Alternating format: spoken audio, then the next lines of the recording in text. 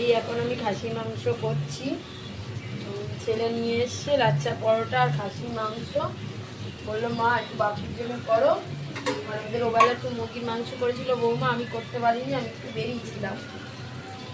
ডাল আলু ভাজা করে রেখে গেছিলাম আর কোয়াশ করে গেছিলাম, তারপর আর কিছু করতে পারিনি। এখন দেখি খাসি মাংস নিয়ে এলো, বললো মা একটু করো খাসি মাংস। মুড়ি খেয়েছি, খুব ঝাল লেগেছে, লঙ্কা খেয়ে ফেলেছি। আর তোমার দাদা আর আমি দুজনে র চা খাই, দুধ চা খেলে না আমাদের গ্যাস হয়ে যেত, ওই জন্য তোমার দাদা আমাকে চিনি আর দুধ একদমই তুলে দিয়েছে। আমি অনেকদিনই হয়ে গেল আমি র চা খাচ্ছি চিনি ছাড়া, অভ্যেস হয়ে গেছে। সব কিছু বলে না অভ্যেসে রে, অভ্যেস হয়ে গেছে। আর আমার আজকে এত ভাল লাগছে, তোমরা আমার এত ভিডিও দেখছো, সাবস্ক্রাইব করছো, আমি আজকে খুব আনন্দ হয়েছি।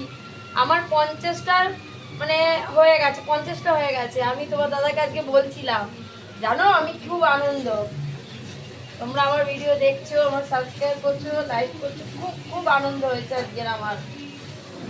তাহলে চলো দেখাই, পরে যখন খাবো তখন দেখবে। এখন রাখছি, বাই, সবাই ভালো থেকো।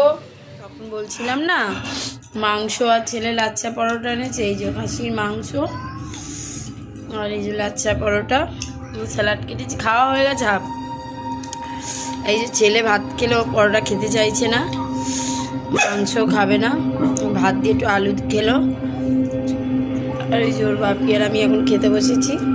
আর এই বদমাসটার খাওয়া হয়ে গেছে, তাও দেখুন পরোটার গন্ধে শুকেছে না, এখন খাবে, খালি পরোটা ঘিয়ের জিনিস ভালো লাগে ওর। এই যে আজকের খাওয়াটা দারুণ হচ্ছে, খাসির মাংস, পরোটা, স্যালাড। ওবেলা মুরগির মাংস করেছিল বৌমা, সেটাও ভাল লাগছিল, খুব ভাল লাগলো। এই বলে সবাই ভালো থাকুন, গুড নাইট বলে রাখলাম।